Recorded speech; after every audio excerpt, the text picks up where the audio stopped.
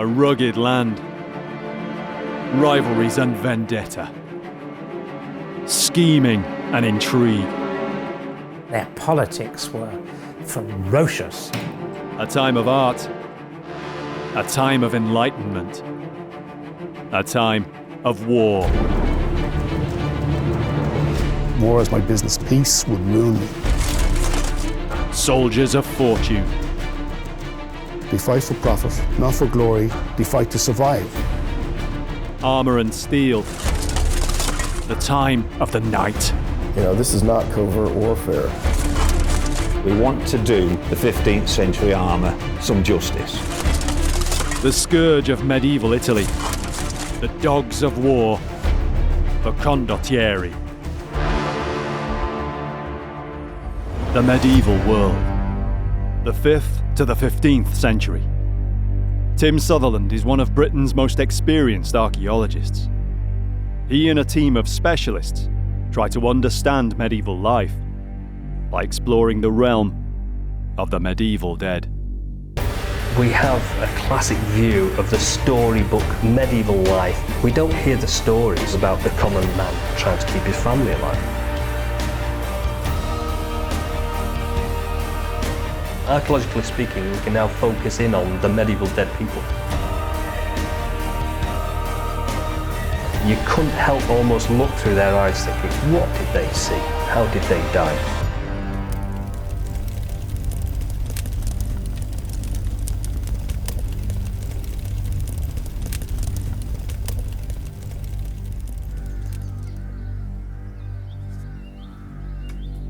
The condottieri were the paid soldiers, the mercenaries of medieval Italy. Theirs was a world of constant warfare, the golden age of the armoured knight on horseback.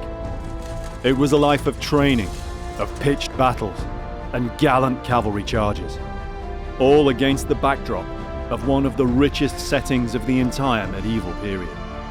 We'll explore the evidence, the battlefields, and track down the lost artifacts of the world of 15th century Italy, the world of the condottieri. It was a time of change. After centuries of the Dark Ages, Europe was emerging and in many ways beginning to bloom in the Middle Ages. Art, architecture, science. The Renaissance took hold and blazed.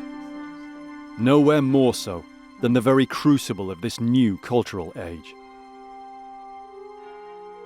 Italy in the 15th century wasn't a single country, more a region. It wouldn't be unified for hundreds of years. Late medieval and Renaissance Italy has a very special attraction. It's got a magnetism, but it was an incredibly violent time as well. It was as medieval as the Middle Ages. Beauty and violence. It's perhaps this contradiction that makes Italy so compelling. And it's in this volatile cultural climate that the world of the condottieri came about. I've always wondered when I think about medieval Italy. I mean, we look at the rest of Europe based on the feudal system, but Italy wasn't like that. And I've often wondered what it was really like. How did it all sort of come together? How did it come together to become one of the richest regions in Central Europe? Medieval Italy was different to the rest of the continent.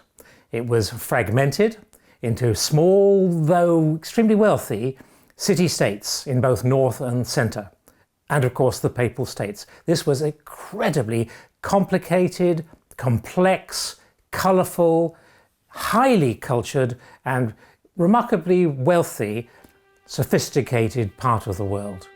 These powerful independent states in a relatively small region gave medieval Italy its distinct feel. The heart of everything was the city. And in the earlier medieval period, the story was of these cities controlling just outside their walls, then a few villages beyond this, then the whole valley, then the trade routes to the next city. But even then, each city-state was still riven with disunity. Competing factions vied for control, family against family. This was the world of Romeo and Juliet, of the Montagues and the Capulets, rival families bidding for domination of the city and the power and the political prestige and the money from trade involved. It was really vicious political struggles, literally cutthroat. If you found yourself in the wrong neighbourhood of a medieval Italian city, you watched your step. Families had to look after their own. Homes became fortresses. Even within the city walls, there are other fortifications. The famous towers that survive in just a few parts of Italy, these were family fortifications. Because the politics was so ferocious and competitive, families who could afford it felt the need to have a fortification in case they had to quarrel with another family. You couldn't rely on law enforcement to protect you. The city militias were as factional and corrupt as everyone else. Instead, families, merchants, anyone wealthy enough, took matters into their own hands. The stage was set for the condottieri. They haven't got a standing army. They're winding down the local militias because of political faction fighting. So they come to this conclusion then that we will actually employ outsiders, contractors, mercenaries. The families got rich enough to think, well, this is a mug's game. Why don't I hire some mercenaries who'll do this dangerous job for me? And we get the beginning of professional soldiers, mercenaries, taking a leading role in Italian warfare. Not knights pledging loyalty, nor feudal peasants fulfilling their oaths. All of a sudden, you've got a system. You're paying somebody else to fight on your behalf, and these are mercenaries. You see this system create itself over a couple of centuries from something that initially is quite ad hoc hiring of mercenaries, and then by, say, 1500, it is quite an elaborate system. It is embedded in political life. There are lawyers who are making their career actually facilitating this kind of a system. The name by which these warriors for hire were known was peculiar to medieval Italy. These mercenaries were led by people who had a contract with the city-state, the employer, a condotta, and they were therefore the condottieri. In other words, the condottieri was a military businessman who raised troops, having had a contract to do so from an employer, which was usually a city-state. That's what the word means. Military contractors, just like the ones we hear about today. You know, in the modern context, we look at wars of the 20th century. You know, you make the argument that the country that cannot support war economically will ultimately fail. David Murphy of Ireland's Maynooth University lectures in military history and strategic studies. He sees the parallel between the condottieri of medieval Italy and the military contractors of 21st century warfare. The fascinating thing about medieval Italy is that they're extremely rich, and you bring in outsiders that you will actually, and you will create and empower a military class, a military caste even, that you will buy in to do your military service. Historians like David are able to gain a powerful insight into the world of the condottieri. Some of the contracts, the original condotta, still survive.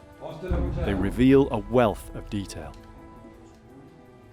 You see some of them still remain in places, the archives say it, in Milan and Florence, whatever else, and they're quite substantial, I mean physically substantial documents, because you have to get all this detail on before it was signed off.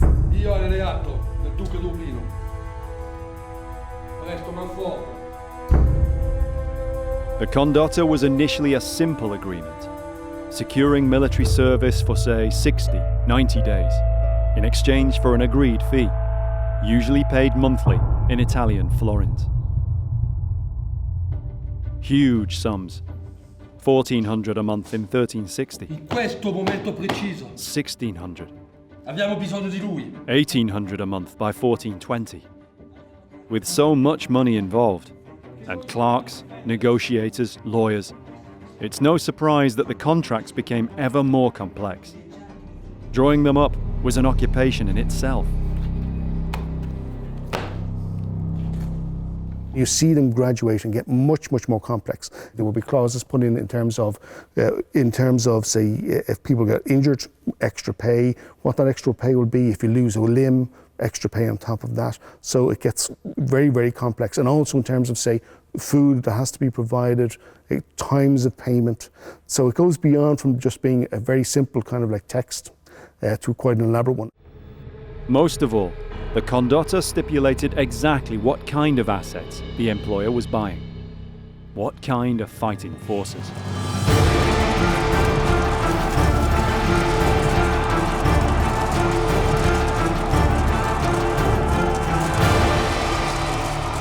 The main parts were the elite, well-paid, extraordinarily well-equipped, fully armoured cavalry men-at-arms. They are the dominant element. They are the battle-winning element. At least half of every condottieri army was heavy cavalry. At no point in the medieval period was the armoured mounted knight more prevalent. It's heavily armored Italian knights fighting other heavily armored Italian knights. That was the main way of fighting. The knight and his horse is a powerful emblem, a mythological symbol to us now, representing a remote time, something more noble. The medieval knight on horseback, it's such a powerful image. In medieval Italy, this was it. This was the guy. And of course, it was such a strong image that it's stayed with us until today. The grim reality of warfare is the same for every fighting man throughout history. Yet somehow, the emblem of the mounted knight transcends this. Even for Wallace Collection Arms and Armour curator, Toby Capwell. My first reaction after being, incredibly impressed by the image of fully armored knights on horseback was wanting to be one of them. I wanted to be a knight a long time before I wanted to be a curator. Toby has been riding horses since he was 11, jousting in full armour for more than a decade. The relationship between armoured knight and horse fascinates him. The horse informs and permeates every aspect of medieval life. The story of the knight is the story of his horse. It should be, chivalry, chevalerie means horsemanship. That's all it means. And a knight at his very heart is a horseman before he's a warrior. He's that as well, but a knight is nothing without his horse. Professional men-at-arms live with their horses, and they're with their horses practically all of the time. There are fabulous illustrations of mercenary captains marshaling their men-at-arms, getting ready for battle, and the horses are just stood around in the encampment. They're pegged right next to the tents where the guys sleep, and they're getting their horses ready before they've finished dressing themselves. So the horses are part of your team just as much as your other people are. In condottieri warfare, there was a huge emphasis on armoured horsemen. At least half of every force was heavy cavalry, and the country itself was well suited to fighting on horseback. It made a lot of sense to fight on horseback in Italy for a number of different reasons. They have the Great Plains of Lombardy, which is perfect for cavalry operations. It's hot, the equipment is heavy, so fighting on horsebacks to minimize personal exertion makes a lot of sense. On the battlefield, condottieri cavalry fought in squadrons, 20 or 30 men abreast, ready to maneuver or charge in formation. An irresistible force. They had that shock tactic, the ability to, cruise missiles, to just slam into the lines of their enemy. But heavy cavalry did a lot of other things too. They're very mobile on their horses. These are very high quality horses. They could get round an army. They could attack their opponents from the sides. And of course, they're elemental in pursuits and routes, taking prisoners, taking ransoms. That's all part of the business of warfare. En masse, condottieri cavalry might have been unstoppable, but individually, mounted men-at-arms were not self-sufficient. Each needed assistance, to maintain and operate in complex armour, let alone feed and water his horse. Because of this, a condottieri force was made up of small but mutually supporting teams, often comprising just 3 men.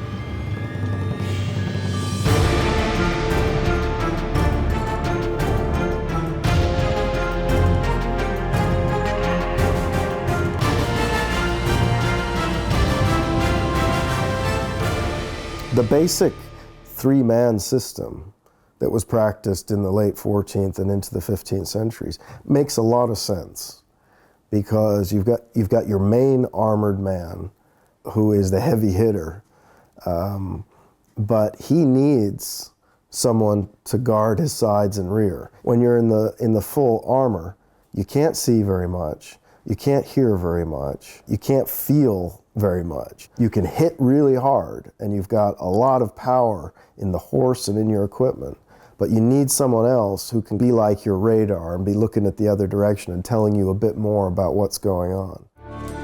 Above all, condottieri knights had to practice. When they weren't in action on campaign, they had to train in order to survive on the battlefield. To fight well in armor and to fight well on horseback is a full-time job. A good horseman needs to ride 3 hours a day, and a good fighter, a swordsman, a practitioner of the knightly fighting arts needs to train every day just as much as a musician has to practice every day. So this is a full-time job if you're going to be good at it, and that's why, it's one of the reasons why knights and fully armored men-at-arms got paid more than everybody else. As well as horses, condottieri commanders needed the best equipment their employers could afford. Most of all, this meant arms and armour. Across Europe at this period, we see there's a huge emphasis on development of armour. The condottieri themselves fight battles not for glory, they fight for profit, they fight to get a result, they fight to survive. So with that in mind, they are willing to invest in armour development. Italian armour is generally considered to be some of the best available in the medieval period. In that respect, it's probably reached its zenith. It's the top of its game. The Wallace collection is one of the largest and most important in the United Kingdom. It contains more than 2,000 objects, with many of the finest and rarest examples remaining now anywhere. Italy is the golden age of men in full plate armor, no doubt about it.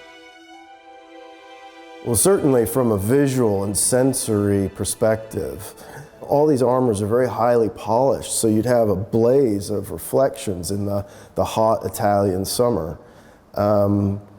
This is not covert warfare. This is the most honest, upfront, and immediate form of warfare you can imagine.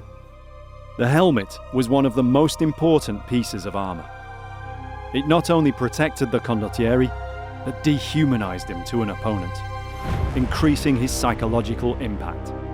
By the late 15th century, the condottieri wore the best helmet ever developed for the mounted knight, the armet. Italian knights of the condottieri of this period were so closely associated with this helmet. The armet was defined by having these hinged cheek pieces.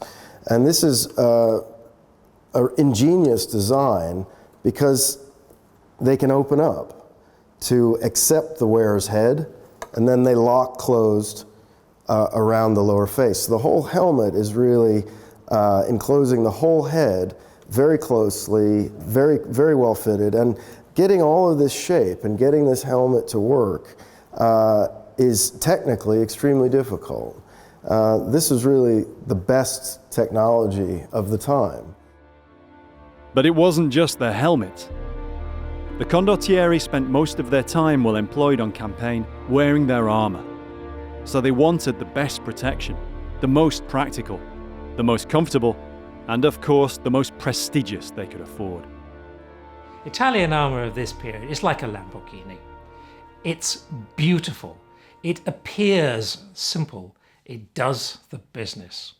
It's a classic example of where Something being entirely functional comes across as supremely beautiful because you can see that it works. Original medieval armour is uncommon enough. Italian medieval armour is extremely rare. All 15th century armor is rare. I mean, almost nothing survives. Far less than 1% of everything that was made in the 15th century survives. I mean, literally hundreds of thousands of complete knightly armors were produced in Italy in the 15th century, and 13 survive? Of the very few armours that now exist, most have been preserved due to sheer fluke. A number of these in particular survived through an amazing story of detective work. Author and historical researcher David Nicol owes much of his interest in the medieval period to the work of his father. Patrick Nicol was also a writer, but he was best known for his work as an historical illustrator. One of his colleagues was an important figure of the arms and armour world in the 20th century, Sir James Gow Mann. Sir James had an illustrious career. He'd been the director of the Wallace collection, and he'd played his part in one of the most astonishing discoveries of historic armour. In the 1930s, he visited a small village outside Mantova in northeastern Italy. Now David Nicol wants to fulfill an ambition of long standing, and in a way, to tie up a loose end some 3 decades old. The sanctuary of Santa Maria della Grazia, it's Our Lady of Mercy, Gratitude. It's an important religious centre, but it's not a place that many people come and visit. This is not a touristic area, but it is important for those who are interested in the history of armour.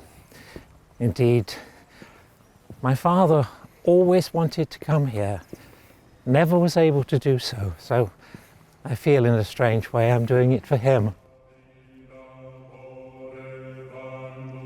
It's a medieval sanctuary of the Franciscan order of monks, and it's home to a unique collection. I think this is amazing. This is amazing. I had no idea. I feel inclined simply to say, wow.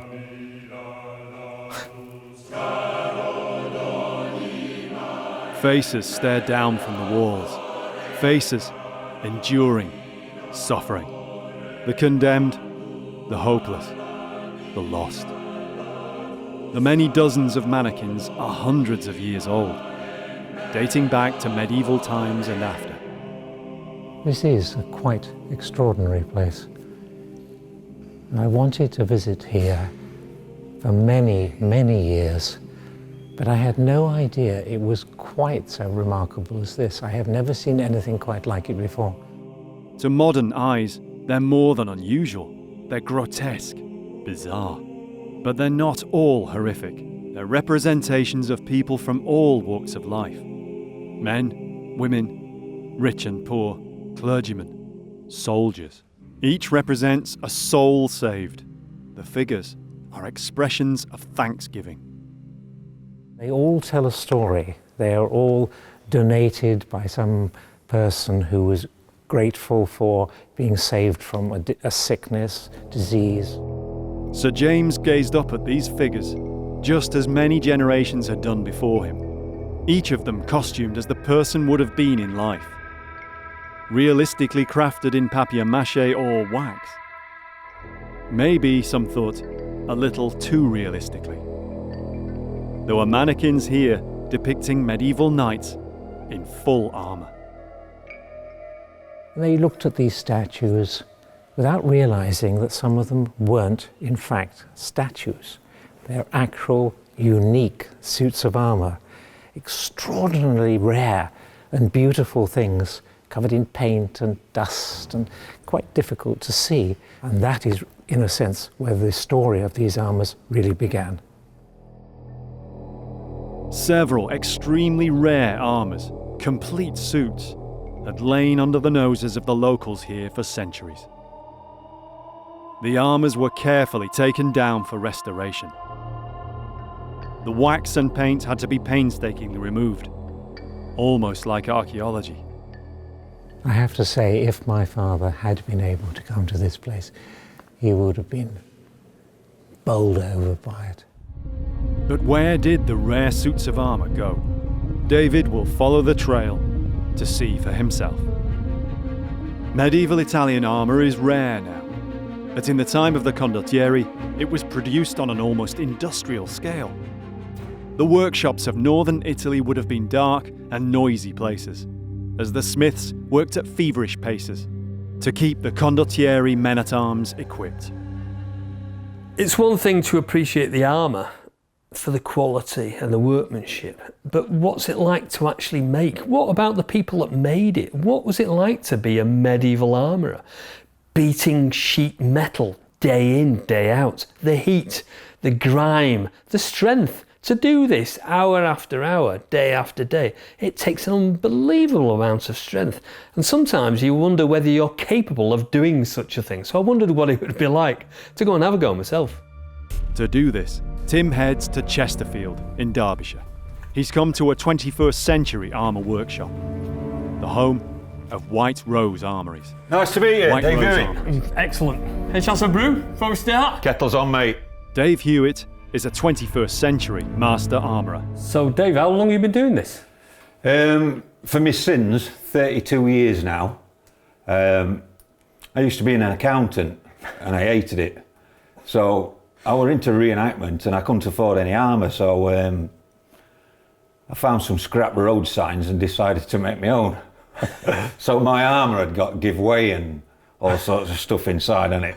And I made it in my bedroom and it put a strain on me marriage sort of thing. So. But 3 decades on, Dave's work is now among the most sought after in Europe. He makes armours for museums, collectors and reenactors.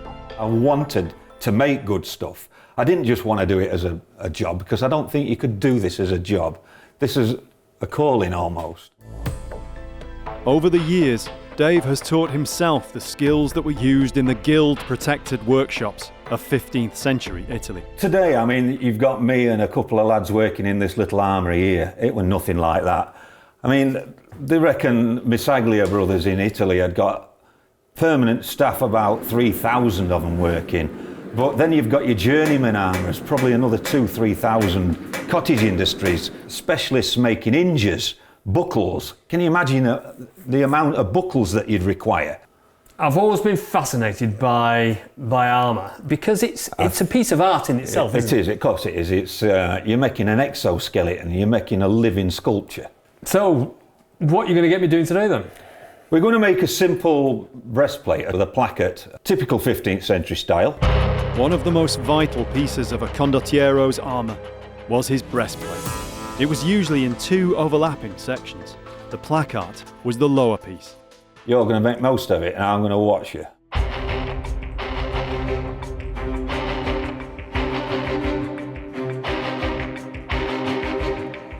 What Dave is aiming to do is to show Tim how to recreate the characteristic form and line of Italian armour. He's already marked out the basic pattern.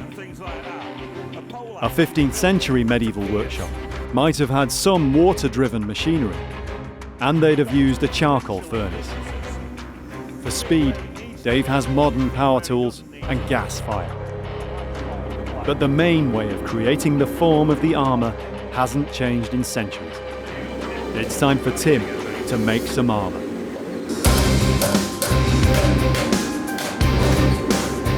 The first process is called sinking.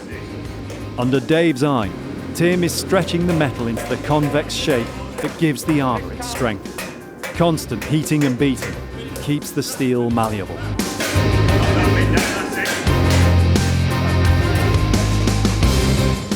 So there, isn't it? Yeah.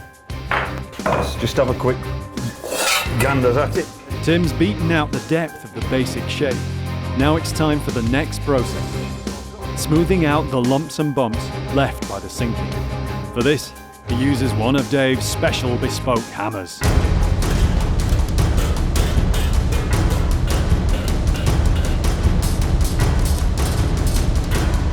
It takes steady hammering and a feel for the metal to gradually flatten the surface out without losing the overall curve. It takes time.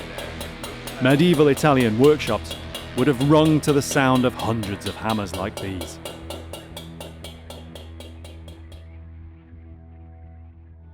Condottieri forces were well served in armourers.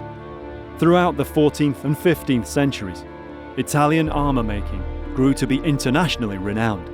But how did this come about in such a small region? One of the reasons, most basic reasons why Milan and that northern Italy became one of Europe's most important centers for the production of armor was the geography. If you look at what you need to make armor, obviously you need good sources of iron ore. You also need forests, though. You need forests for your fires that you're going to use to make the stuff. You need forests to make charcoal. You need charcoal, the carbon in charcoal, to make iron into steel. And you also need a confluence of rivers. You need rivers to power the water-powered grinding and polishing and trip hammering equipment. And you need rivers to transport your product in and out. And the scale of production was extraordinary, especially considering the Industrial Revolution was still 2 centuries away. Milan, a conservative estimate shows that in any given year in the 15th century, the Milanese armor-making community was producing something like 25,000 armors a year. And on an individual workshop basis, that's 1 armor a day. That's an extraordinarily organized industry. David Nicole is on the trail of some of the last remaining medieval Italian armors. After months of careful restoration, the suits were reassembled and finally displayed together again, as they had been over the previous centuries. David's father was a contemporary of Sir James Mann, who documented the story of the Sanctuary of the Madonna delle Grazie armors. But he was never able to see the collection for himself, so David now completes the journey for his father. Well, here we are outside the Diocesan Museum in the northern Italian city of Mantua. I've been waiting many, many years, in fact decades, to come here. Oh, wow. Okay, this is special. The collection represents a real story of survival and a lasting testament to the skills of Italian armourers of the late 15th and early 16th centuries. They show the richness and style of Italian medieval armour with a wealth of tiny detail, including many of the individual armourers' marks. This is exactly what the richest condottieri fighting men wore on the campaigns of the high medieval period. Well, here we are, really, surrounded by the best quality armour that is going to be worn by the best equipped condottieri leaders.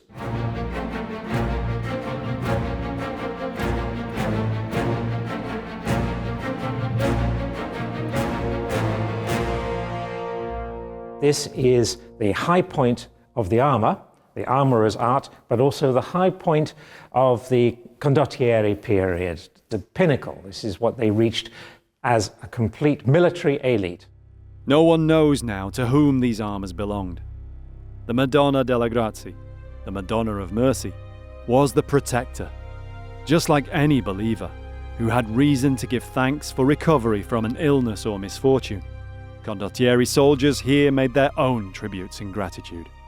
They're not, as far as we know, from a particular battle. These are donated for gratitude in thanks for their safe return from some campaign or some battle. Thanks to the Virgin for saving my life, and here is the piece of armour which protected me. You note the shape here. It's very simple, classic, simple, functional. It worked, it did the business. This is a good, strong chunk of metal, but they could churn these things out in numbers, and they exported them all over Europe. Back at White Rose Armouries, Tim has almost finished planishing. The placard is ready for final shaping.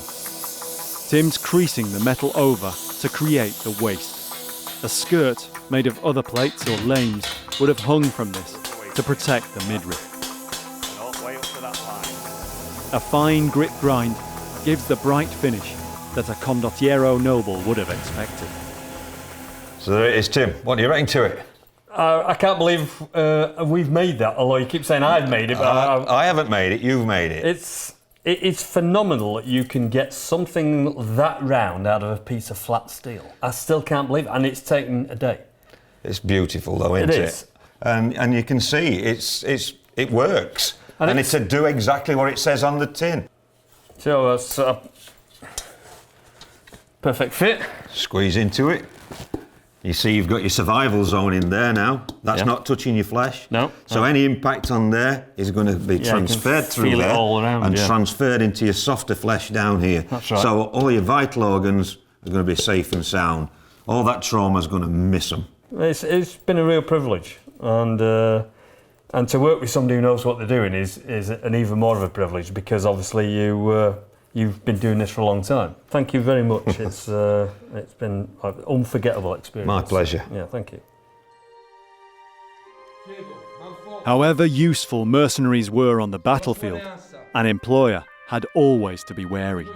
Condottieri leaders could be charismatic and ambitious. I think for condottieri leaders, it must have looked like a land of opportunity, because when you consider you've been paid to provide military force to very wealthy employers who don't have their own military force, therein lies an opportunity.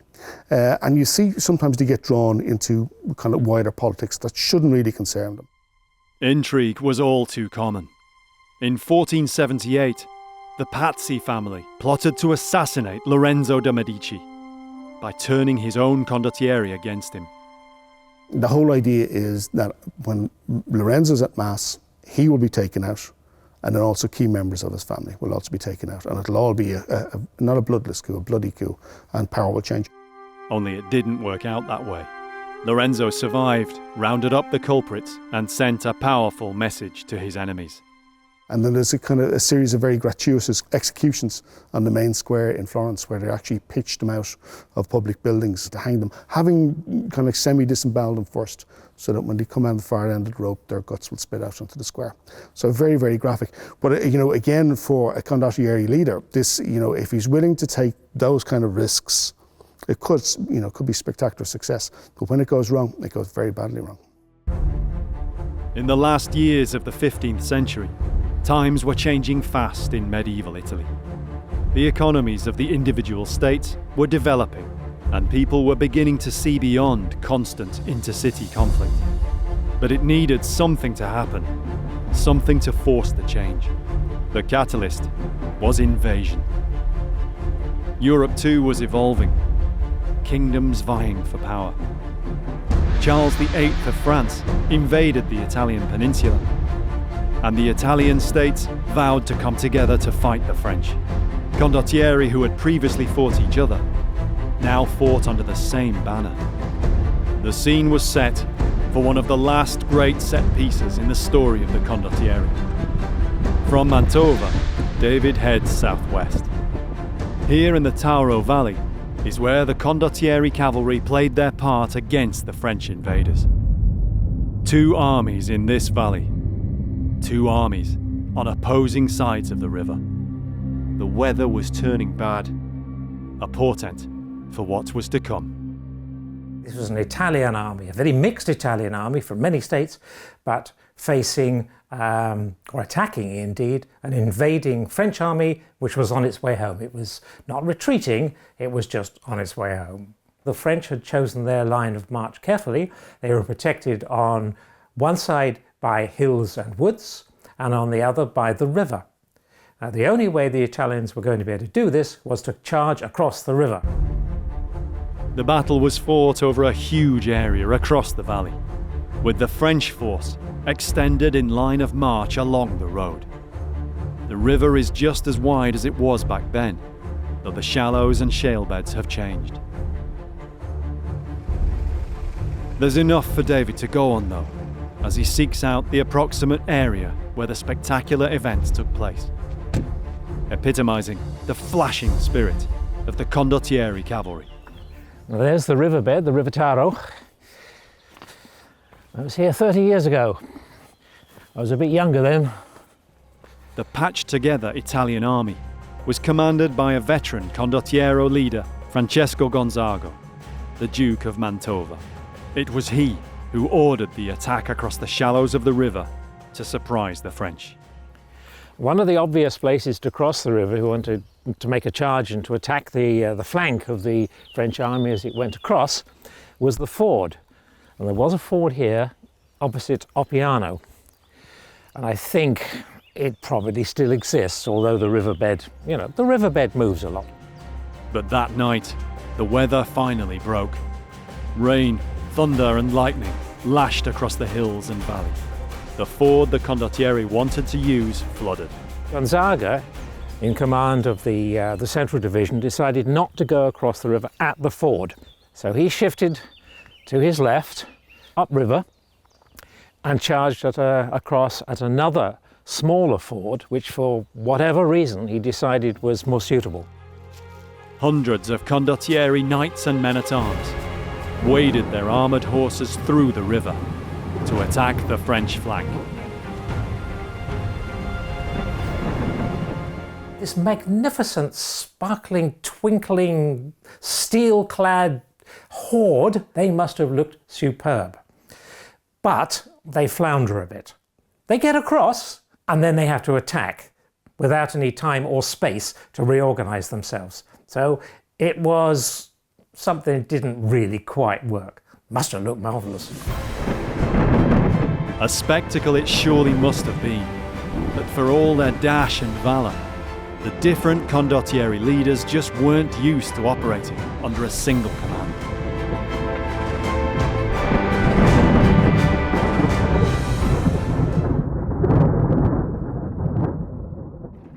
This was the same old thing you find with medieval history, and also for centuries to come. It was too complex. They didn't have the ability to send messages between each other. Put simply, it got in a muddle for various reasons. And ultimately, the battle was really a draw. A very bloody draw. It was the beginning of the end for the condottieri. For 2 centuries, they had fought small wars, city on city, family on family. But national wars, on a much larger scale, were something they couldn't adapt to. The nature of warfare too was changing for the armoured horseman in the twilight of the medieval period. It's amazing really, because we're at the end of our period, the end of the medieval period. The knight in armour is at the top of his game. A few years later, all this fades away with the advent of gunpowder and weapons. The armour is not good enough to last against ballistics. And so what happens is all these knights in armour fade away, and that's the end. They've just gone. The Italian wars raged long into the 16th century. And in this cauldron, slowly, a sense of Italian nationalism emerged. But with it, a sense of responsibility. All classes of society were expected to contribute something, either in terms of money or effort and blood. We've got to either modernise, or we must go back to a purer idea when you don't rely on mercenaries. A man fights for his city, or indeed the whole concept of Italy. So there was a change here. It's silent. All you really have is birdsong. However, it was here that, in a way, an era ended. The era of the condottieri.